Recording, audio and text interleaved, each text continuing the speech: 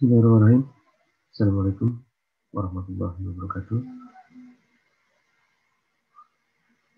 Berjumpa kembali dalam kuliah online hukum asuransi. Ini adalah sesi ketiga. Sesi sebelumnya kita sudah membahas tentang pengenalan istilah asuransi secara umum. Dalam perkuliahan hukum asuransi kali ini memang saya sangat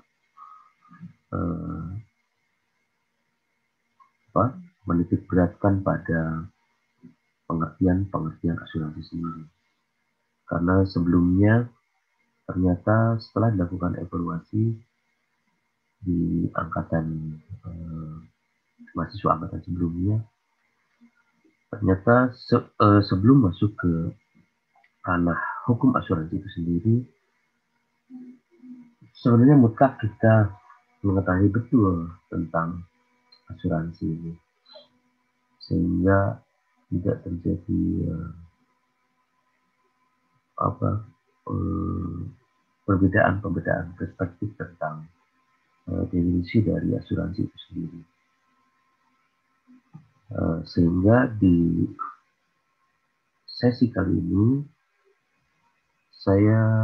kita akan membahas tentang asuransi dalam beberapa perspektif. Namun sebelum kita masuk ke dalam tema asuransi dalam beberapa perspektif, sedikit materi yang seharusnya saya sampaikan kemarin agak ketinggalan terkait dengan bahwa dalam asuransi itu hanya ada dua jenis, atau kita bisa mengklasifikasikannya dalam dua jenis asuransi yang berkaitan dengan barang dan asuransi yang berkaitan dengan orang. Asuransi yang berkaitan dengan barang itu kita kenal dengan asuransi kerugian, sedangkan asuransi yang berkaitan dengan orang itu kita kenal dengan istilah asuransi jiwa. Asuransi jiwa di sana dalamnya ada asuransi kesehatan, ada asuransi kematian, dan ada asuransi yang sesungguhnya itu adalah variasi daripada jenis asuransi jiwa yang dikemas dalam kemasan yang secara hukum dagang atau secara hukum ekonomi itu adalah sebuah strategi dalam bisnis, sehingga asuransi jiwa ini bisa bukan berubah, tetapi dikemas dalam konsep asuransi jaminan hari tua, asuransi tunjangan hari tua, asuransi pendidikan, asuransi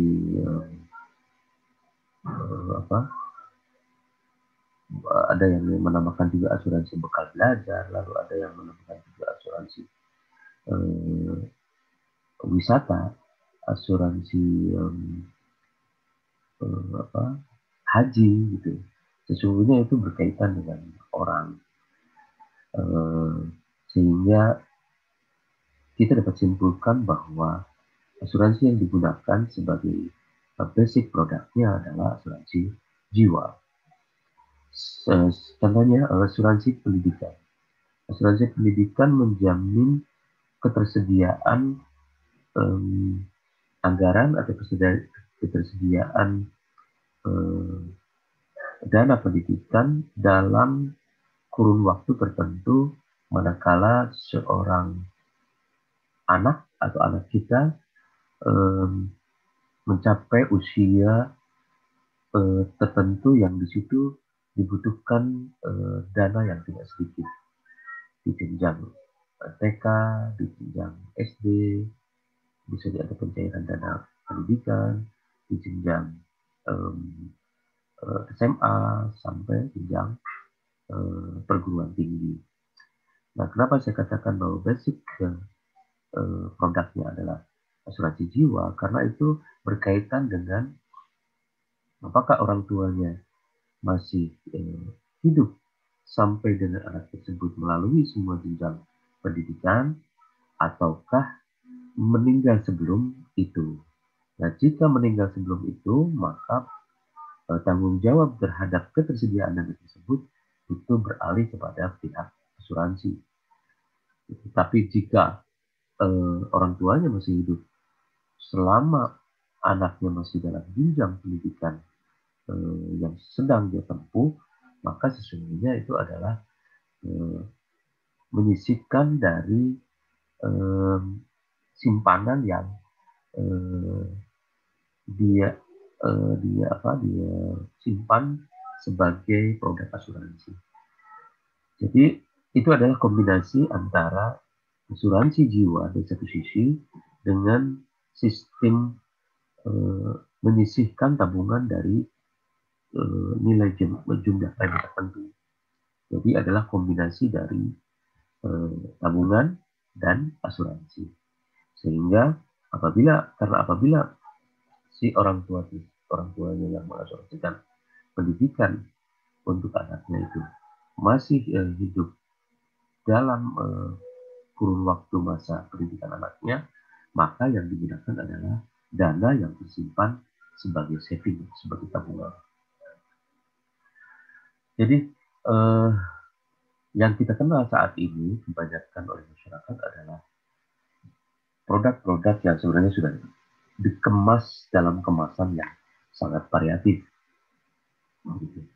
Begitupun tentang cara pembayaran premi atau angsuran premi, sesungguhnya asuransi itu hanya mengenal pembayaran premi sekaligus atau satu kali bayar, dan itu cukup untuk mengcover dalam tempo kurun waktu tertentu. Misalkan 1 tahun gitu ya, seperti asuransi yang biasa kita kenal sebagai asuransi kecelakaan, itu kita membayar satu kali premi, atau kita dalam istilah asuransi itu disebut dengan single premium atau satu kali bayar asuransi, maka itu untuk mengcover selama 1 tahun. Dan jika selama 1 tahun tersebut tidak terjadi resiko terhadap orang yang diasuransikan tersebut, maka itu tidak ada pengembalian premi. Ya. Jadi tidak ada unsur tabungan di situ. Dan sifatnya annual atau setiap tahun dan harus diperbaharui. Atau 1 tahun selesai, lalu tahun berikutnya harus mengajukan lagi perjanjian yang baru. Atau mungkin bisa saja sebuah perusahaan asuransi sanggup mengcover itu selama kurun waktu tertentu dan dibayarkan preminya sekaligus. Gitu. Jadi di dalam dunia asuransi itu sebenarnya yang paling familiar atau paling dikenal adalah annual premium atau asuransi yang dibayarkan setiap tahun. Jadi 1 tahun setelah masa selesai, maka ada pembayaran premi berikutnya di tahun berikutnya dengan boleh dengan menggunakan perjanjian yang baru dalam rangka memperpanjang kontraknya, atau cukup melanjutkan perjanjian yang sebelumnya, tergantung dari klausul yang sudah disepakati sebelumnya. Berkaitan dengan istilah, karena memang sesi kali ini saya akan menekankan pada banyaknya perspektif pengertian tentang asuransi itu sendiri.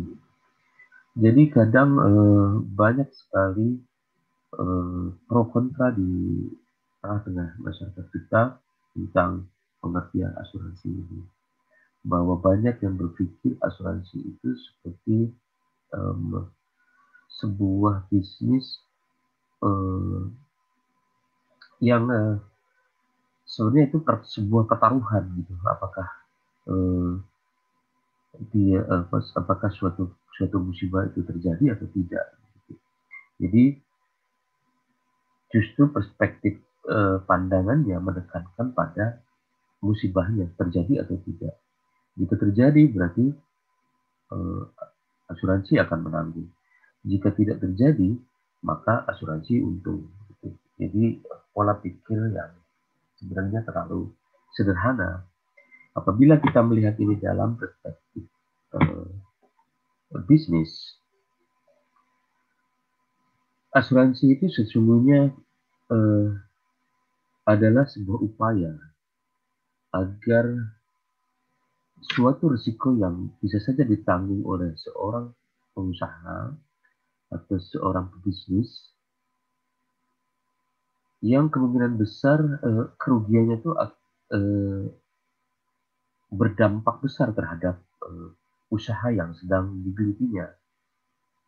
Dan asuransi di sana berfungsi sebagai media agar risiko yang dihadapi oleh pengusaha itu diminimalisir, atau bahkan jika memungkinkan menjadi tanpa risiko.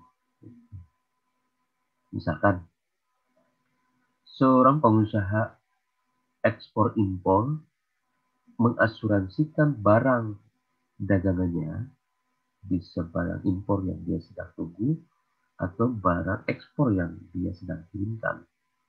Nah, jika itu tidak di-cover oleh perusahaan asuransi terhadap kerugian yang mungkin timbul terhadap barang yang dikirim oleh seorang pengusaha atau eksportir misalkan, maka jika terjadi risiko, apakah itu barangnya tenggelam di tengah lautan atau barangnya membusuk sebelum sampai tempat karena ada masalah tertentu di dalam perjalanannya, maka risiko yang akan ditanggung oleh seorang pengusaha itu sangat besar, bahkan kemungkinan sampai gulung tikar.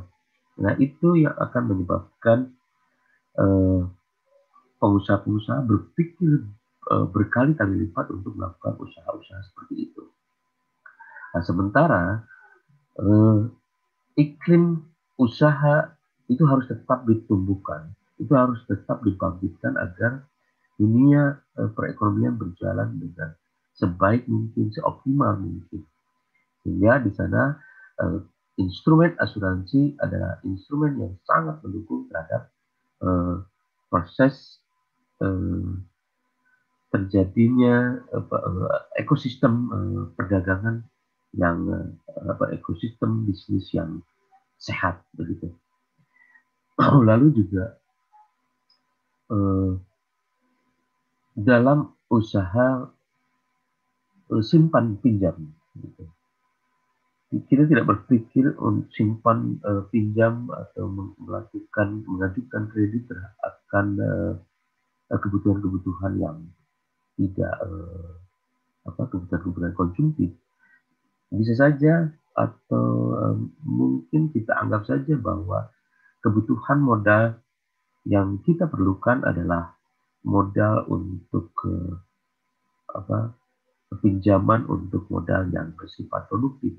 Misalkan meminjam modal untuk usaha kecil atau usaha perdagangan atau usaha apapun itu, maka pihak lembaga pembiayaan ataupun pihak perbankan itu dihadapkan pada sebuah risiko. Apakah risikonya itu usaha yang digeluti oleh orang yang meminjam uangnya itu tidak berjalan atau bangkrut, dan ada risiko lain, misalkan risiko kematian, risiko sakit, yang itu juga akan berdampak pada usaha yang digelutinya. Sehingga biasanya di dalam usaha kredit perbankan atau kredit pembiayaan itu biasanya dilengkapi dengan instrumen yang sebagai persyaratan, bahkan menjadi persyaratan pokok adalah asuransi. Gitu.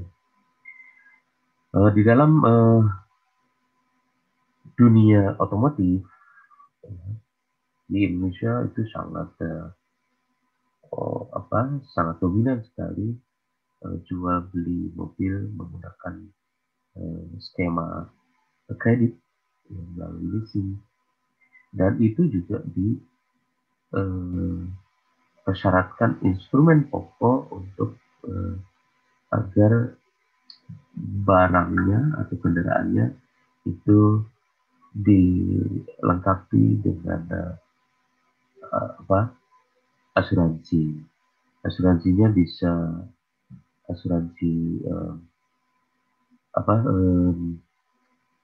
akibat kehilangan kendaraannya, bisa asuransi mencakup kerusakan juga. Jadi ada dua tipe jenis asuransi dalam kredit kendaraan. Biasanya istilahnya dengan TLO atau total loss only, dan AL atau all risk. Nah, total loss only itu maksudnya mengcover hanya terhadap kehilangan kendaraannya. Nah, jika all risk, maka itu mengcover terhadap hampir semua resiko yang bisa dialami oleh si pembeli kendaraan. Bisa karena kerusakan, bisa karena kehilangan, dan lain sebagainya. Nah, itu adalah upaya untuk menghindari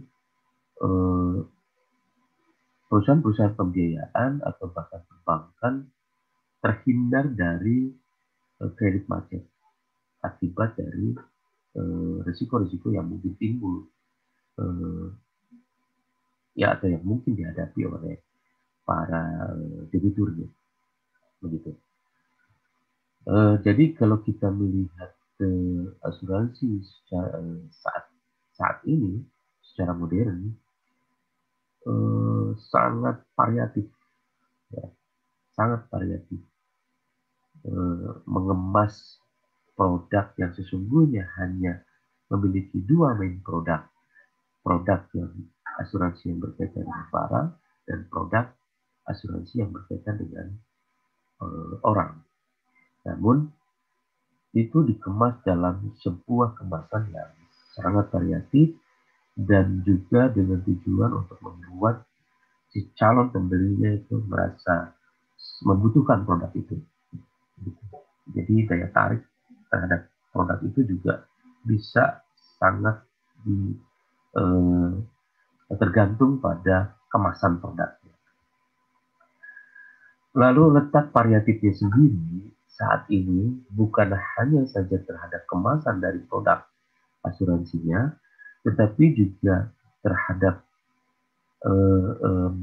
dana yang terkumpul dari masyarakat akibat dari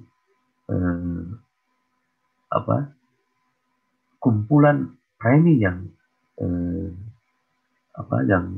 terkumpul dari dana masyarakat tersebut itu dikelola dengan berbagai macam usaha. Ada perusahaan asuransi yang mengelola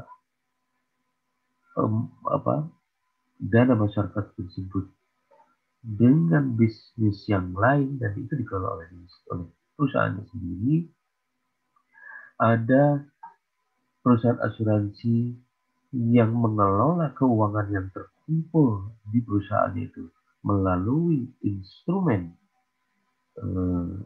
investasi lagi dengan jenis yang lain, bisa dengan saham, bisa dengan membeli obligasi, bisa dengan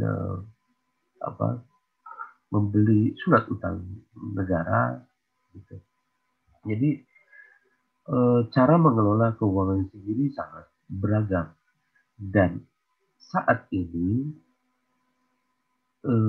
sangat marak sekali perusahaan asuransi yang justru dia bukan hanya ingin meringankan risiko terhadap nasabah-nasabahnya, tetapi karena himpitan krisis ekonomi yang sangat luar biasa, menyebabkan perusahaan-perusahaan asuransi juga berpikir untuk meringankan risiko terhadap perusahaannya.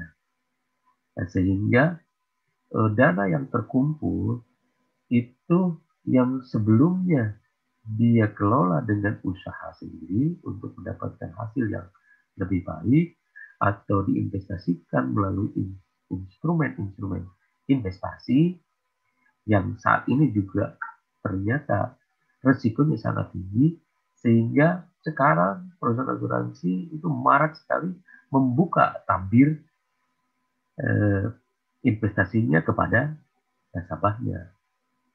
Jadi tidak hanya mengelola keuangannya dengan instrumen-instrumen investasi, tetapi juga justru membuka tabir bahwa silakan nasabah melihat langsung uangnya kita kelola menggunakan instrumen apa, begitu. Nah, dengan nasabah dapat melihat langsung sebuah perusahaan asuransi mengelola uangnya, maka akan sangat meminimalisir risiko terjadinya komplain dari nasabah atau kekecewaan dari nasabah terhadap perkembangan investasinya yang mungkin saja tidak berkembang baik, tetapi berkembang justru secara negatif. Contohnya produk-produk asuransi saat ini itu investasinya menggunakan jenis reksadana, sehingga upaya tabungan di dalam produk asuransinya itu dikemas dalam produk reksadana. Ini contoh saja dalam produk reksadana. Nah, dia perusahaan asuransi itu mengambil sedikit sepersekiannya dari uang premi tersebut sebagai premi asuransi yang itu adalah murni uang premi berkaitan dengan asuransi kematiannya misalkan. Jadi apabila terjadi kematian terhadap nasabah asuransinya, maka klaim itu dibayarkan atas dasar premi yang dibayarkan sebagai premi kematian, premi asuransi kematian, sementara uang yang disisihkan untuk instrumen investasi reksadana misalkan itu tetap berjalan, sehingga dari sisi proteksi asuransinya si nasabah tersebut masih menerima jaminan proteksi terhadap kematian, dan di sisi lain investasinya masih tetap berjalan dengan instrumen investasi yang lain. Dan ini menjadi polemik sebenarnya, perkembangan variasi produk asuransi itu menjadi polemik, khususnya dalam hal perspektif agama. Kalau kita merujuk pada konsep dasarnya bahwa asuransi itu berawal dari konsep saling tolong menolong, saling gotong royong sesama manusia, maka sebenarnya itu adalah mudah sekali kita memandangnya ini sebagai sebuah upaya yang mulia atau sebuah konsep yang sangat terpuji, ya, saling tolong menolong terhadap musibah yang dialami oleh orang sesama manusia, saling gotong royong dalam mengurangi risiko yang terjadi, musibah yang terjadi oleh sesama. Namun dalam perkembangannya memang sulit sekali dibendung bahwa produk asuransi itu berkembang menjadi sangat variatif, gitu ya. Baik asuransi yang berbasis asuransi terhadap barang ataupun lebih-lebih lagi terhadap asuransi yang berbasis atau objeknya adalah orang. Gitu. Jika ini sulit Anda cerna pengertian ini, memang harus saya urai dalam sebuah cerita-cerita yang mungkin akan memudahkan Anda untuk mengerti tentang ini, maka saya tetap membuka diskusi, baik itu melalui WA Group atau melalui channel YouTube saya di kolom komentar, atau saya juga tidak menutup kemungkinan Anda menghubungi saya baik secara video call atau hanya telepon saja untuk mempertajam pengertian tentang ini. Perspektif-perspektif ini yang sangat krusial itu adalah memang hanya dalam perspektif agama, lalu juga dalam perspektif ekonomi adalah sebagai solusi terhadap itu. Lalu yang sebenarnya akan kita kaji adalah asuransi dalam perspektif hukum. Sekali lagi saya garis bawahi bahwa main produk atau produk dasar dari usaha jasa asuransi ini itu terletak pada dua jenis risiko yang mungkin dihadapi oleh atau yang mungkin terjadi pada barang atau pada manusia. Pada barang, jika terjadi kerusakan pada barang tersebut, jika terjadi kehilangan pada barang tersebut, dan kerusakan juga mungkin akibat gesekan dengan benda lain, atau mungkin kerusakan akibat cuaca, atau akibat dari proses reduksi secara alamiah. Ya. Nah, sedangkan yang berkaitan dengan orang, maka diantaranya kematian, sakit, ya, tua, karena bertambah usia probabilitas menjadi menurun. Ya. Sehingga efek dari kedua risiko ini, baik terhadap barang ataupun terhadap orang, yang dijamin adalah bukan barang tersebut dijamin akan tetap utuh, atau orang tersebut dijamin tidak akan pernah mati atau tidak akan pernah sakit. Akan tetapi implikasi dari kerusakan barang, kehilangan barang, kematian seseorang, sakitnya seseorang, atau menuanya seseorang, maka itu akan berimplikasi terhadap beban finansial yang lebih besar. Sehingga instrumen asuransi tugasnya adalah meminimalisir atau memperkecil risiko beban secara finansial. Jadi tidak ada hubungannya dengan jika kita mengasuransikan jiwa maka akan panjang umur, jika kita mengasuransikan kesehatan maka kita akan selalu sehat. Gitu. Jadi sekali lagi menekankan pada memperkecil risiko, kemungkinan risiko yang terjadi, gitu. Baik terhadap barang ataupun terhadap orang. Nah, kerusakan yang terjadi terhadap barang itu juga akan mempengaruhi pada sisi finansial seseorang yang memiliki barang tersebut. Nah, adapun dari sisi atau dalam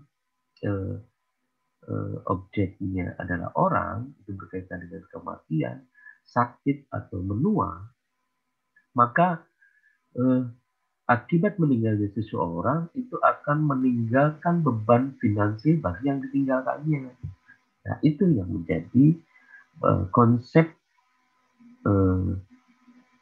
pemikiran dari asuransi ini, sehingga meminimalisir risiko-risiko itu. Walaupun pada kenyataannya ya semua kembali kepada yang Maha Kuasa. Tetapi setidaknya bahwa manusia telah melakukan upaya yang maksimal untuk meminimalisir tersebut. Lalu kita berpikir seperti ini. Sudah puluhan tahun saya menjadi peserta asuransi kesehatan, tetapi belum satu kali pun saya menggunakannya. Dan rugi uang saya tidak gunakan untuk apa? Saya tidak pergunakan karena tidak selama beberapa tahun ini saya tidak mengalami sakit. Nah, itu adalah sebuah pemikiran yang sangat keliru, sebuah pemikiran yang sangat melenceng dari konsep ini. Karena jika kita tidak sakit, padahal kita membayar premi annual atau mungkin dengan angsuran dalam term tertentu, dan selama bertahun-tahun kita tidak sakit, ya harusnya bersyukur kan bahwa selama itu kita diberikan kesehatan. Lalu kemana uang ini akan mengalir? Itu akan disubsidikan oleh perusahaan asuransi untuk mengcover orang yang justru menerima risiko sakit tersebut. Gitu. Jadi kalau kita berpikir dari mana nih uang perusahaan asuransi itu untuk mengcover jika terjadi musibah terhadap kita, ya diantaranya dari uang orang-orang yang sehat atau tidak mengalami resiko-resiko, itu tidak mengalami musibah. Nah, disitulah letak kemuliaan dari konsep ini. Dan saya yakin ini kalau kita perdebatkan akan sangat panjang, tetapi kita akan berpikir secara sederhana saja untuk diri kita sendiri, bahwa kalau di luar cuaca mendung, maka tidak ada salahnya kita menyiapkan payung manakala terjadi tiba-tiba hujan turun. Dan itu tidak menyalahi kekuasaan Tuhan. Itu justru mengakui bahwa kita tidak tahu apakah akan hujan atau tidak. Kita merasa sangat kecil karena kita tidak tahu apa yang akan terjadi ke depan. Gitu saya kira. Kalau kita mengulas tentang perspektif pengertian tentang asuransi ini, saya harap bahwa rekan-rekan mahasiswa tidak lagi memandang konsep pengertian atau definisi terhadap asuransi itu dalam perspektif yang sempit, tetapi perspektif yang lebih luas, lebih menyeluruh, bahkan mengkaji perkembangan konsep dasarnya itu sendiri akan kita bahas di sesi berikutnya. Dan sesungguhnya variasi terhadap produk dasarnya, yaitu tadi asuransi terhadap barang dan asuransi terhadap orang.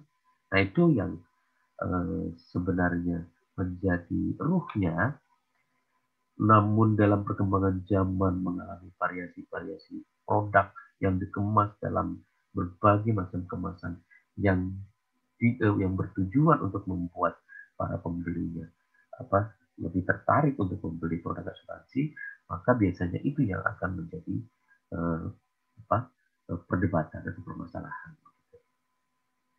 Nah, jika kita berpikir tentang resiko, maka orang hidup itu berhadapan dengan resiko. Gitu. Ini berkaitan dengan orang. Orang hidup itu selalu dihadapkan pada resiko. Resikonya resiko kematian tentu saja. Orang yang hidup itu harus berani mati. Orang yang hidup itu dihadapkan pada kematian. Itu bukan hal yang tidak pasti. Berkaitan dengan kematian. Orang hidup pasti mati. Nah, sehingga kalau kita berpikir tentang asuransi kematian, maka itu sebenarnya kita berhadapan dengan hal-hal yang pasti. Karena yang tidak pastinya kapan terjadinya, itu yang menyebabkan gap adanya ketidakpastian. Matinya pasti, kapannya yang kita tidak tahu.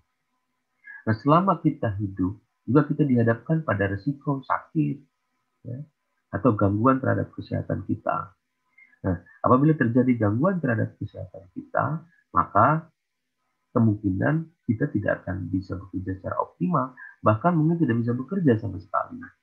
Yang itu menyebabkan adanya penurunan produktivitas dan berimbas pada penghasilan kita, berimbas juga pada keluarga kita. Gitu. Kalau kita adalah seorang penanggung ekonomi dari keluarga kita. Begitu. Jadi resiko yang pasti dialami orang hidup adalah resiko kematian. Ya, kalau dia tidak hidup lama, berarti menghadapi kematian. Dan kalau dia panjang umur, sampai 400 tahun masih hidup, maka dia dihadapkan pada penurunan produktivitas. Karena produktivitas orang yang berusia 20 tahun berbeda dengan orang yang berusia 50 tahun. Produktivitas usia yang 20 tahun, 30 tahun, 40 tahun berbeda produktivitasnya dengan orang yang berusia 70, 80 atau 90 tahun. Dan itu akan mempunyai impact terhadap income-nya, terhadap pemasukan secara finansial, dan itu akan menjadi beban yang sebenarnya bertambah lama orang hidup, maka bertambah banyak beban ekonomi yang dia pikul. Tadinya kita single, ya, bujangan, masih gadis, lalu berumah tangga, beban rumah tangga yang tadinya sendirian menjadi berdua bebannya, lalu memiliki dikaruniai anak, sehingga mungkin anaknya satu, kita menjadi beban keluarga menjadi 3 orang, ditambah lagi 2, 3, 4 sampai 5 anak mungkin, gitu. Tapi yang disarankan hanya 2 anak ya. Ya kalaupun 2 anak, satu keluarga menjadi 4. Ya, 4 beban ekonomi yang harus ditanggung oleh seorang kepala keluarga. Atau karena ini udah modern, bisa saja istri juga adalah seorang wanita karir, tetapi paling tidak resiko yang pasti akan dihadapi oleh kita itu diberikan opsi meminimalisir risiko tersebut dengan instrumen asuransi. Cuman yang terjadi di Indonesia itu asuransi kebanyakan asuransi yang mau tidak mau itu harus diambil, bukan karena memang kita membutuhkannya. Ya, berbeda dengan di negara-negara maju yang betul-betul sudah insurance minded atau memang berpikir asuransi adalah kebutuhan, maka dia mencari produk asuransi memang atas dasar kebutuhan yang dia miliki. Nah, kalau di Indonesia, ya kalau saya tidak meminjam uang, tidak meredit uang, tidak meredit pinjaman, maka ya sebenarnya saya nggak perlu asuransi, karena yang perlu asuransi kredit itu ya pihak yang minjeminnya. Nah, kalau saya tidak membeli KPR, ya kredit rumah, maka sebenarnya saya juga tidak perlu dengan asuransi kredit. Kalau terjadi meninggal sebelum lunas hutang-hutang saya di bank misalkan, itu menjadi kebutuhan untuk banknya untuk mengasuransikan saya. Apa juga saya harus bayar asuransi per bank yang butuh. Nah, akhirnya berupa komponen itu dijadikan komponen persyaratan bagi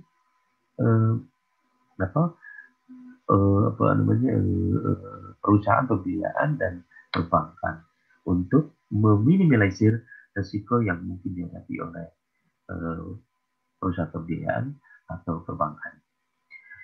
Saya kira sampai sekarang belum begitu terlihat meningkat baik dari sisi bisnisnya ataupun dari sisi pengetahuan masyarakat terhadap asuransi, sehingga sebenarnya perusahaan-perusahaan asuransi di Indonesia harus tetap bekerja keras untuk bukan saja menjual produk, tetapi juga bekerja keras memberikan edukasi tentang konsep-konsep positif tentang asuransi ini. Demikian, seperti biasanya saya buka sesi tanya jawab baik itu di WA Group ataupun di kolom komentar di YouTube channel saya. Di sesi berikutnya kita akan membahas tentang sejarah konsep dasar, walaupun sedikit sebenarnya sudah kita singgung di sesi kedua atau ke-1 mungkin, tapi kita akan bahas lagi secara lebih detail pada sesi ke-4. Ya. Terima kasih atas perhatiannya. Anda boleh mencari materi-materi perkuliahan ini di guntaradeni.com, di blog saya. Di situ ada materi-materi perkuliahan sejak tahun 2015 sampai dengan saat ini, dan Anda bisa cari-cari dengan mudah karena saya sudah menampilkan subjudulnya per mata kuliah. Begitu. Atau Anda juga bisa mencari literatur atau materi ini di jurnal Fakultas Hukum, jurnal Justisi Fakultas Hukum. Anda boleh cari itu di website UGT Karawang.